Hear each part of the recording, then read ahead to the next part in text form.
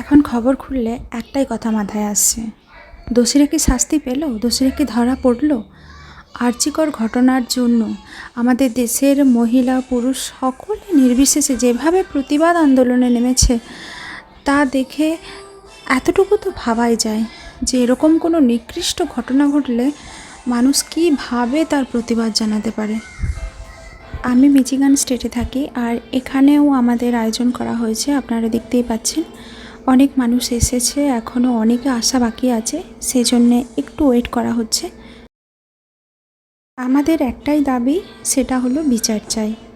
কোনো কিছুর প্রলোভনে আমরা একেবারেই ভুলব না। একদম ছোটোবেলা থেকেই আমাদের নিষিদ্ধই থাকতো যে রাত হয়ে গেছে মানে মেয়েরা বাইরে আর সেভাবে বেরোতে পারবে না। মেয়েদের যেন বেরোবার রাত্রিরে কোনো স্বাধীনতাই নেই। এখানে এরকম একটা প্রতিষ্ঠান থেকে যদি এই ধরনের ঘটনা ঘটতে পারে, তাহলে সাধারণ মানুষ যারা রাস্তায় পথে ঘাটে যাচ্ছে তাদের কী অবস্থা হচ্ছে। আজকে এই ঘটনাটা চোখের সামনে এসেছে, কিন্তু এরকম অনেক ঘটনা আছে যা আজও চোখের সামনে আসেনি। এরকম অনেক ঘটনা আছে যাদের বিচার এখনো পর্যন্ত পাওয়া যায়নি। আজকের প্রতিবাদটা এইখানে, উপযুক্ত শাস্তি চাই।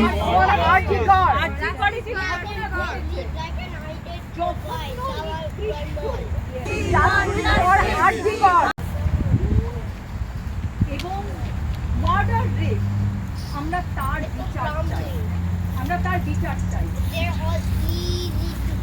অগস্ট 9-এ এই ঘটনা ঘটে, তারপরে এটাকে আত্মহত্যা বলে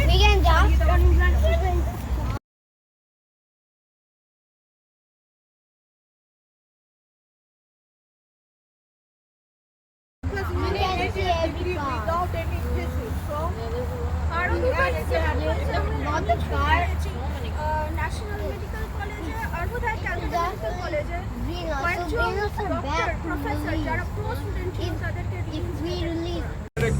গোড়াপত্তন থেকে করতে হবে।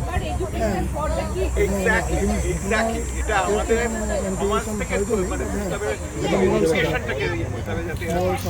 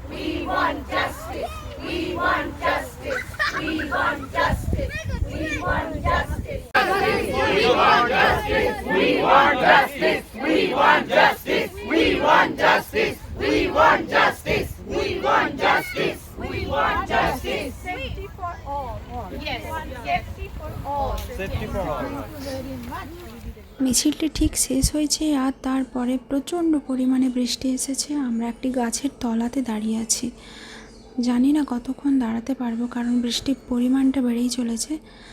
ভিডিওর শেষে এটুকুই বলবো, আর যেন কোনো মহিলার এভাবে বুক না খালি হয়, কোনো মাকে যেন তার মেয়ের এরকম চেহারা না দেখতে হয়। সব মহিলা যেন সমাজে সুরক্ষিত থাকে, মেয়েদের এরকম ঘটনার যেন আর সম্মুখীন না হতে হয়। এই যে সমাজের বড় লজ্জার, এরকম দোষীরা যেন চরম শাস্তি পায়।